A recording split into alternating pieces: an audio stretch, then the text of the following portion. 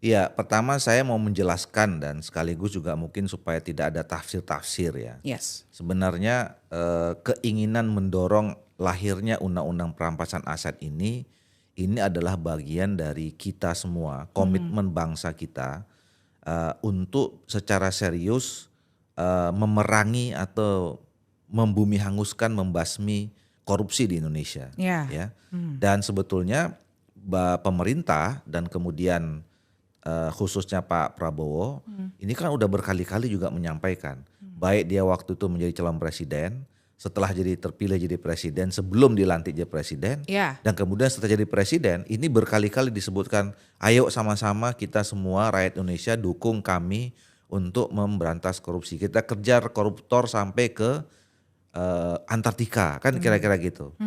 Nah, sama saya kira juga masyarakat punya keinginan yang sama, punya keresahan yang sama, Yes, ya setuju. terhadap kasus-kasus korupsi yang terus masih kelihatan marak gitu ya.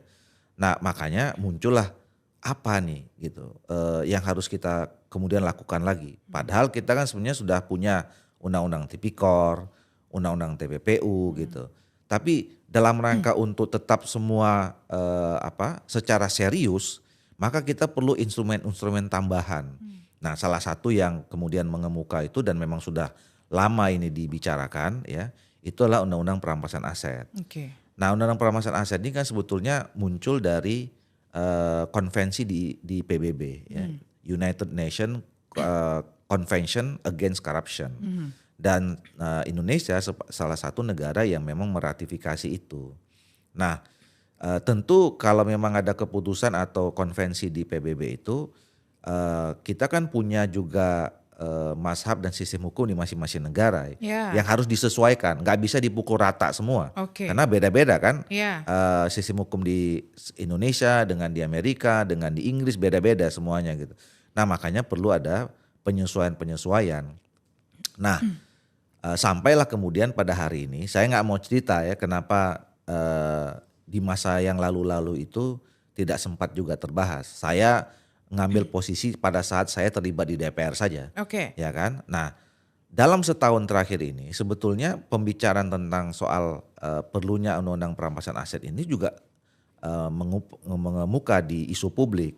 Ya. Setidaknya saya beberapa kali ditanya gitu. Oh, berarti Setahun ini ditanya pada waktu itu misalnya kenapa kami di Balik memasukkan kita udah masukkan sebetulnya di Oke. prolegnas tapi masih di long list. Long list itu 2024-2029. Nah kemarin belum dimasukkan 2025 karena tadi kita perlu penyesuaian. Oke. Penyesuaian terhadap undang-undang yang lain dan penguatan-penguatan yang lain supaya ketika undang-undang ini nanti lahir bisa dilaksanakan secara efektif, tepat guna dan tepat sasaran. Jadi nggak tumpang tindih gitu untuk Satu nggak aturan. tumpang tindih, yang kedua juga tidak nanti akan bisa backfire atau kemudian bisa disalahpergunakan gitu loh. Oke. Ya itu yang kita tidak inginkan. Nah, makanya sejalan dengan dinamika yang terjadi setahun ini ya, betul pada saat 9 September kemarin ya kami melakukan evaluasi di Balik terhadap prolegnas 2025 bersama dengan pemerintah. Akhirnya kami sepakat dengan pemerintah memasukkan pembahasan rancangan undang-undang perampasan aset itu di tahun 2025 ini. Oke. Nah, betul memang salah satunya adalah pertimbangan kenapa ada desakan atau aspirasi masyarakat yang 17+8 ya. Dan saya mau reminding lagi masuknya itu di 8. Dan saya kira Bapak Ibu masyarakat, adik-adik mahasiswa yang menyampaikan itu betul-betul paham. Karena dimasukkan bukan ke 17. Oke. Yang 17 itu kan dalam waktu singkat. 8 itu mereka kasih waktu 1 tahun. Karena berarti masyarakat kita juga paham undang-undang ini perlu penyesuaian. Perlu, Nggak iya. bisa dimulai hari itu minggu depan jadi atau sebulan lagi yang jadi gitu. Nah yang kedua kemudian ini ketemu momentum. Momentumnya adalah teman-teman di Komisi 3 juga sudah mau selesai KUHP-nya. Oke. Nah, salah satu penyesuaian itu adalah kita harus menyesuaikan dengan KUHP kita. Oke. Berarti Nah betul, makanya di kira-kira 3 bulan 4 bulan terakhir ketika kita sudah mulai membahas KUHP, kita waktu mengatakan insya Allah RUU perampasan aset ini kita akan mulai bahas setelah KUHP selesai. Oke. Nah, begitu kemarin adik-adik mahasiswa dan anggota masyarakat menyampaikan aspirasi itu, nah itu di tengah sekitar 80% undang-undang KUHP-nya sudah mulai selesai. Makanya kita masukkan di 2025, walaupun kita juga jagain nih. Jadi kemarin kan kita kira-kira 3 hari yang kemarin di paripurna malah Selasa kita udah putuskan ada 67 rancangan undang-undang yang akan kita bahas di tahun 2026. Dan salah satunya itu juga masuk dari 44 yang sekarang kita bahas, yang kita khawatir nggak selesai tahun 2025, tapi sudah kita pastikan 2026 dia akan masuk juga di prolegnas. Ya. Salah satunya adalah undang-undang perampasan aset ini. Ya, jadi kita berupaya semaksimal mungkin lebih cepat lebih bagus, tapi yang lebih penting lagi adalah betul-betul undang-undang ini berkualitas dan menjadi bagian penting, ya sekali lagi nih menjadi bagian penting buat kita semua untuk melakukan pemberantasan korupsi. Jadi judul besarnya itu adalah kita harus punya komitmen bersama yang kuat, political will dan political action untuk melakukan pemberantasan korupsi. Dan ini adalah bagian dari itu semua gitu. Dan saya kira kita semua punya komitmen untuk itu. Presiden punya komitmen, pemerintah punya komitmen, kami juga DPR pasti punya komitmen untuk melakukan pemberantasan korupsi, termasuk masyarakat saya kira juga menunggu ya komitmen kita semua dan melakukan action terhadap pemberantasan korupsi itu. Iya, justru kita berharap begitu. Justru kita berharap setiap ada undang-undang lahir yang berkaitan dengan soal pemberantasan korupsi itu hilang. Dan salah satu korupsi itu hilang adalah kalau si koruptornya itu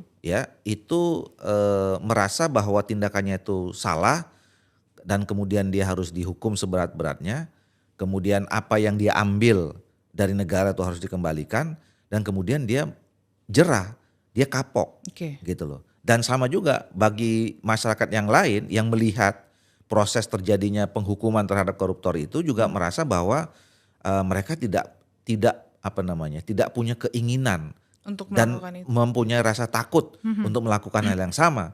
Karena ya bagi si pelakunya dia jerah, bagi yang kemudian melihat proses itu tidak mau menyentuh sama sekali soal tindakan korupsi itu. Kan itu yang kita harapkan. Nah, makanya oleh karena itu undang-undang ini harus memang betul-betul tujuannya ke sana.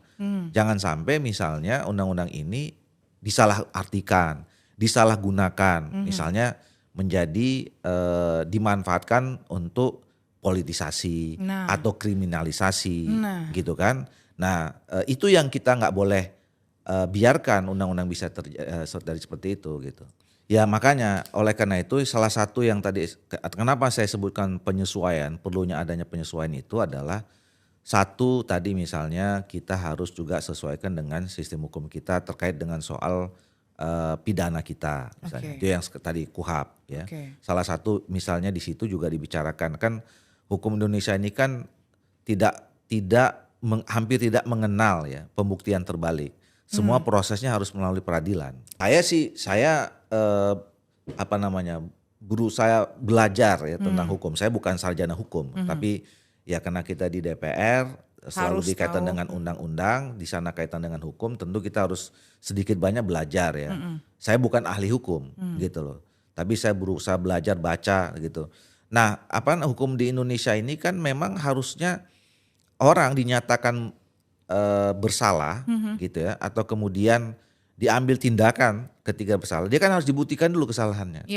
Nah itu dibuktikan dulu, nggak boleh misalnya ditindak dulu baru dibuktikan.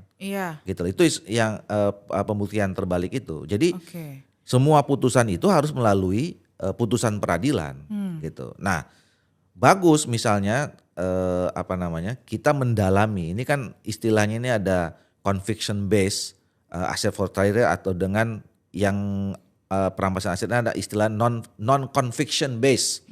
Ya kan? Asset forfeiture istilah hukumnya. Nah, itu kan harus kita sesuaikan, kita cocokkan gitu loh, supaya memang nanti ini bisa betul-betul efektif. Oke. Itu yang kedua. Nah yang ketiga adalah memang harus didukung oleh aparat-aparat penegak hukum yang betul-betul kredibel Oke. gitu ya. Kredibel itu ya yang dipercaya, karena dia punya integritas, karena punya profesionalitas gitu ya, punya pemahaman hukum yang kuat gitu ya. Ya. Kita kan ingin aparat penegak hukum yang netral, yang tadi independen gitu ya, yang mandiri gitu. Peradilannya juga seperti itu. Gitu. Ketika kita membahas soal perampasan aset yang dikhawatirkan nanti ada abuse of power, Iya, iya, abuse of authority. betul. Ya makanya, jadi kan kita tidak boleh kemudian membuat satu aturan, satu undang-undang yang hanya bisa dipergunakan oleh kekuatan tertentu Ya, setuju. terhadap siapa saja gitu loh ya. Ya hukum itu kan tidak boleh pilih-pilih, Ya. ya kan. Hukum itu harus bisa mengetahui, menjelaskan, ya kan, mana yang bersalah, mana yang tidak bersalah. Oke. Kalau yang salah dihukum, yang tidak bersalah ya dibebaskan, kan itu sebetulnya kan esensi hukum itu. Soal masuk substansi kan ilmiah ya. Soal pandangan akademik. Nah, saya berharap ini tidak menjadi polemik yang kemudian menyasar dan menyimpulkan yang kemana-mana gitu ya. Saya pernah menyampaikan ya kan, diskusi ya, karena diskusi ilmiah. Sekali lagi ini diskusi ilmiah, bukan politis ya. Ini nanti adalah bagian dari kita mendiskusikan tentang isinya, termasuk judulnya ya. Saya baca ini kan tadi saya katakan ini berawal dari United Nations Convention Against Corruption. Nah di dalam itu disebutkan namanya asset recovery. Oke, asik. Nah buat saya yang sepahaman saya yang terbatas ini, namanya recovery itu kalau diterjemahkan ke Indonesia namanya itu adalah pemulihan. Jadi pemulihan aset.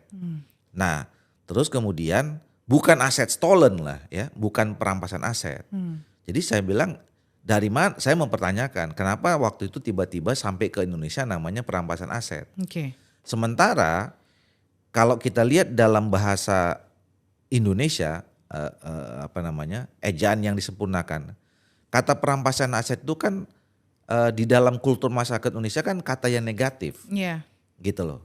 Nah, justru kita mau kasih tahu yang merampas aset negara ini adalah koruptor, gitu loh, ya. Nah, sementara undang-undang ini yang mau kita buat adalah mau mengambil lagi, ya, harta negara yang dirampas oleh koruptor. Iya. Nah, itu kan hak kita, hak negara gitu. Nah, kalau hak negara kenapa kita harus rampas? Itu maksud saya kenapa misalnya kita nggak diskusikan, kita diskusikan kenapa namanya tidak pemulihan aset sesuai namanya di United Nation Convention itu. Nah, tapi kemarin saya baca penjelasan Prof.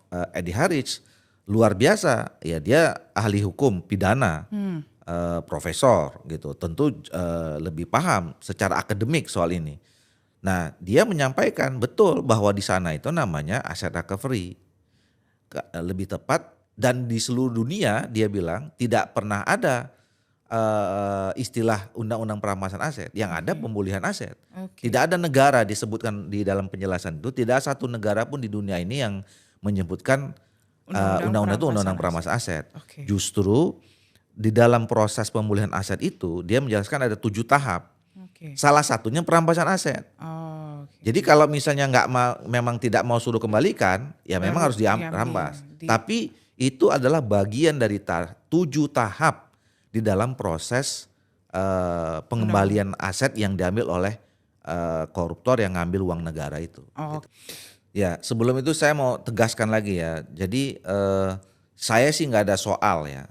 Sebetulnya kita mau pakai judul apa gitu. Mau perampasan aset, pemulihan aset gitu. Cuman yang penting tujuannya sama ya. Cuman kalau kemudian kita bisa menggunakan diksi yang lebih familiar. di dalam bahasa kita yang terkenal budaya ketimuran, santun dan segala macam itu kenapa tidak. Tapi yang penting itu adalah substansi di dalamnya dan tujuannya adalah tujuan besarnya pemberantasan korupsi. Yang kedua mengembalikan Aset. aset yang diambil oleh koruptor dan yang kedua memberikan efek jerah. Itu kan sebetulnya Iya. ya yang mau kita sasar. Mau judulnya apa isinya itu. Jadi jangan sampai kemudian nanti ditafsirkan begitu kita ribut-ribut atau berdebat soal judul nanti dianggap yang satu pro koruptor, satu lagi anti koruptor. Enggak. Saya kira kita harus tegaskan kita semua harus melawan terhadap tindak pidana korupsi apapun itu bentuknya. Nah, oleh karena itu salah satunya memang yang paling penting selain kita membuat regulasi, kita harus menciptakan kultur masyarakat yang betul-betul bersih. Ya, bersih itu dimulai dengan ya mereka paham sebetulnya hak dan kewajibannya sebagai warga negara. Ya. Masyarakat Indonesia ini sebetulnya punya modal besar untuk itu. Apa? Masyarakat kita masyarakat religius. Ya. Kita lahir ditakdirkan ya. Ditakdirkan jadi Islam, Kristen, Katolik, Buddha, Hindu.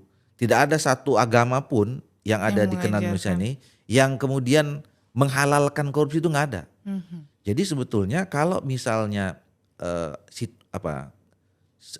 korupsi itu marak, ya, satu mungkin memang kita sudah mulai kehilangan ya nilai-nilai di tengah-tengah masyarakat kita yang memang sebetulnya dari awal melarang untuk itu. Ya, jadi kita harus dikuatkan ini masyarakat sebagai masyarakat Indonesia sebagai masyarakat religius itu ya harus terus diinikan. Ya kita perlu tokoh-tokoh masyarakat, tokoh agama gitu ya, untuk memperkuat umat kita ini supaya memang betul-betul ikut sama-sama punya kesadaran melawan itu. Melawan itu apa? Tadi satu, tahu hak dan kewajibannya, mana yang haknya tidak diambil, gitu ya. Kewajibannya harus dia kerjakan, gitu ya. Dan kemudian dengan tahu hak dan kewajiban itu juga bisa menyadarkan orang lain bahwa itu bukan hak Anda, jangan diambil, gitu. Nah yang kedua, sebenarnya kita punya nilai bangsa yang luar biasa lengkap. Apa? Pancasila itu. Pancasila iya. 1 Gitu sampai 5 sudah 1 sampai 5 itu sebetulnya kalau kita ikutin ya, terus kemudian ya kalau saya dulu salah satu produknya penataran P4 ya kan, ada dulu 36 butir itu ya. Itu kalau diturunin semua, dikerjakan semua, saya kira memang nggak ada orang yang korupsi di Indonesia ini. Nah, kemudian juga ini kan soal kesempatan juga ya. Sistem juga terakhir. Jadi kultur Perbaikan tadi sistemnya juga harus juga diciptakan yang membuat sedikit tidak ada peluang ya. Tidak ada sedikit atau sekecil apapun peluang untuk orang melakukan pelanggaran hukum atau korupsi itu. Ya, misalnya sekarang kan era digital ya. Mengurangi interaksi, kalau ada transaksi mengurangi interaksi orang dengan orang, tapi misalnya dengan sistem pakai digital, pakai mesin dan segala macam. Nah itu kan sistem yang kita buat misalnya kan kemarin ada e-katalog kalau mau tender gitu ya, e-procurement gitu. Nah itu kan sebetulnya dalam rangka berupaya menciptakan sistem yang mengurangi sekecil mungkin interaksi yang memungkinkan orang melakukan kecurangan kira-kira gitu. Nah ini yang mungkin ke depan harus kita terus budayakan dan kita kembangkan. Iya, di teman-teman Komisi 3 hanya KUHAP atau ada yang lainnya Pak? Tadi itu saya bilang kalau ada KUHAP itu kan induknya ya, itu kan soal pidana kan ada di hukum acara pidana itu. Jadi itu ya babonnya lah kira-kira begitu kan. Nah tentu nanti pasti ada. Ya kalau tadi bicara tentang soal penguatan institusi-institusi aparat penegak hukum, ya tentu kita juga bicara. Saya tidak tahu nih sekarang lagi tren soal reformasi Polri. Saya kira dalam apa yang dilakukan pemerintah membuat tim Polri-nya sendiri gitu ya, isu tentang penegakan korupsi dan kemudian perampasan aset ini saya kira harus masuk di dalam reformasi Polri itu, Oke. gitu loh ya. Dan kemudian juga tentu penguatan institusi penegak hukum yang lain. Oke. Kita punya kejaksaan, kita punya KPK gitu ya. Terus kemudian kita punya peradilan. Nah itu yang saya kira juga menjadi bagian yang tidak terpisahkan yang harus kita integrasikan dengan undang-undang yang sepenting undang-undang perampasan aset atau apapun namanya nanti yang disepakati itu. Oh. Ya kalau tadi saya ngulangin aja misalnya tidak penting mau judulnya apa. Yang penting substansinya itu kan 3 saya katakan tadi. Oke. Judul besarnya adalah ini undang-undang ini adalah bagian dari kita punya keinginan serius untuk melakukan pemberantasan korupsi. Yang kedua di dalam isinya itu adalah kita ingin mengembalikan Pemulihan aset negara atau miliknya rakyat Indonesia kalau diambil secara tidak benar oleh oknum atau kelompok orang tertentu itu harus dikembalikan. Yang ketiga adalah ini menjadi efek jerah baik yang melakukan maupun bagi seluruh Indonesia untuk tidak mengulangi lagi tindak-tindak pidana korupsi yang akhirnya harus dia kembalikan sehingga memang uang negara dipergunakan untuk sebesarnya kepentingan rakyat dan kemajuan bangsa Indonesia. Ya, saya berharap ya masyarakat secara luas bisa ikut berpartisipasi. Jadi kan selama ini kan kritik terhadap kita soal meaningful participation ya. Kita belajar dengan peristiwa yang kemarin, kita mengevaluasi. Saya kira memang masyarakat kita undang lah secara terbuka untuk ikut berpartisipasi untuk undang-undang apa saja. Oke. Ya, berarti tidak hanya di undang-undang perampasan aset. Dan terlebih khusus undang-undang perampasan aset ini. Karena nanti kalau ini disalahgunakan, kalau misalnya ini nanti kita tidak kawal, penyalahgunaan itu bukan terhadap orang yang punya duit aja, bisa yang nggak orang punya duit pun juga bisa tuduh, gitu loh ya. Contoh misalnya nih, saya contoh nih, kemarin kan beberapa bulan yang lalu ada peristiwa yang aneh di Pekalongan. Itu ada pejabat pajak mendatangi satu orang, ya kan? Ternyata itu penjahit, tetapi dilihat dia kewajiban pajaknya 20 miliar. Oh wow. Gitu loh. Nah itu soal data tuh, ya. Di garmen atau? Enggak, dia ternyata mengaku penjahit, tukang jahit, gitu loh. Tapi terdata di petugas pajak dia punya tunggakan pajak 20 miliar. Dia juga kaget, si petugas pajak juga kaget karena datang ke rumah itu, loh kelihatan rumahnya tidak seperti orang pembayar pajak cuma 20 miliar. Iya. Nah itu bayangkan tuh, kalau kayak gitu tuh itu bisa diambil dulu tuh. Kalau kita nggak atur dengan baik, begitu dia tahu asetnya 20 miliar, ambil aja. Soal data saja, kita masih sulit membedakan antara penjahit dengan penjahat. Beda I sama A aja kita udah sulit kalau soal data. Nah apalagi kalau soal ini nih, bahaya sekali nanti kita susah membedakan antara penjahit dengan penjahat.